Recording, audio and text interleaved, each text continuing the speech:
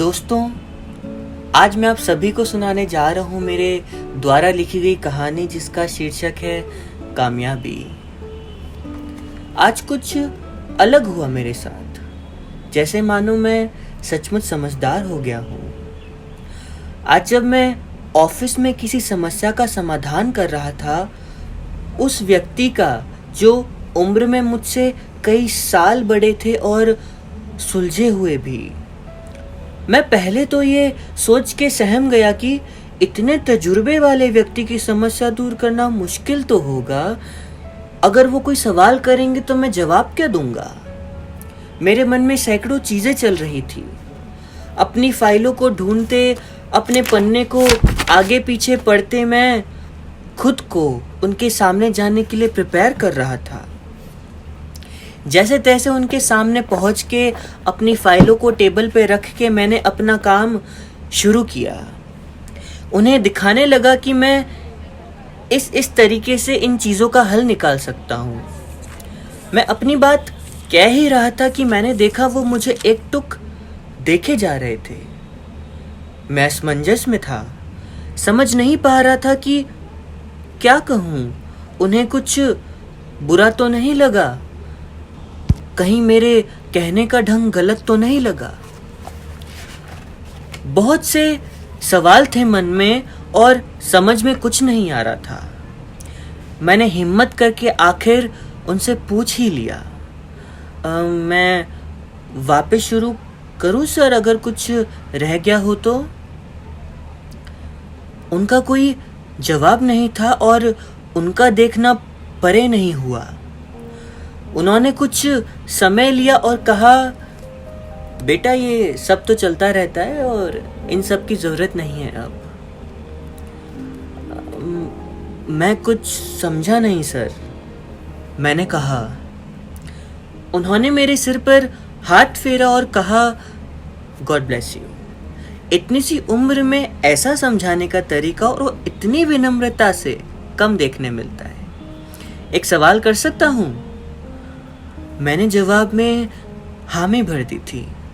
वो सवाल था, कामयाबी पूरा जिस्म छोड़कर सिर्फ कदम ही क्यों चूमती है बेटा? मैं 2 पल के लिए खामोश हो गया था। सिर खुजाता, दाएं बाएं देखता, दर्शा रहा था कि मैं शायद बहुत गहरी सोच में हूं। 2 पल बाद मैंने लंबी सांस ली और अपनी फाइलों को बंद करते हुए कहा, कामयाबी उन्हीं लोगों को मिलती है जो ज़मीन से जुड़े होते हैं। जहाँ भी कामयाबी मेहनती कदमों को ज़मीन पर चलते हुए देखती है, चूम लेती है। शायद इसलिए ही वो पूरा जिस्म छोड़कर सिर्फ कदम चूमती है। सॉरी सर, मुझे इसका जवाब नहीं पता था। इस सवाल का ऐसा जवाब आएगा मेरे जहन में कभी सोचा नहीं था। जैसे मानो मन से बाहरी दुनिया की परत अचानक हट गई हो। मैंने अस्पष्ट मन से वो जवाब तो दे दिया था, और जब मैंने उनकी तरफ देखा तो उनके चेहरे पर मुस्कान और उनकी आंखों में चमक थी। वही चमक और मुस्कान मेरे चेहरे पर भी आ गई थी। शायद उन्हें उनके सवाल का जवाब मिल गया था और मुझे ये समझ में आ गया था कि यहाँ मेरे समझदारी का टेस्ट चल रहा है, जो कि मैं पास कर चुका था। इसी के चलते मुझे मेरी माँ के कुछ शब्द मन की आवाज़ से दोबारा सुनाई पड़े। उड़ान बहुत बड़ी चीज़ होती है। रोज़ उड़ो पर शाम को हमेशा नीचे आ जाओ, क्योंकि आपकी कामयाबी पर तालियां बजाने वाले और आपको गले लगाने वाले लोग सब यहीं नीचे रहते हैं। उस शख्स का सवाल तो बहुत ही छोटा था, पर ऐसे ही कुछ सवाल जिंदगी के मायने बदल देते हैं।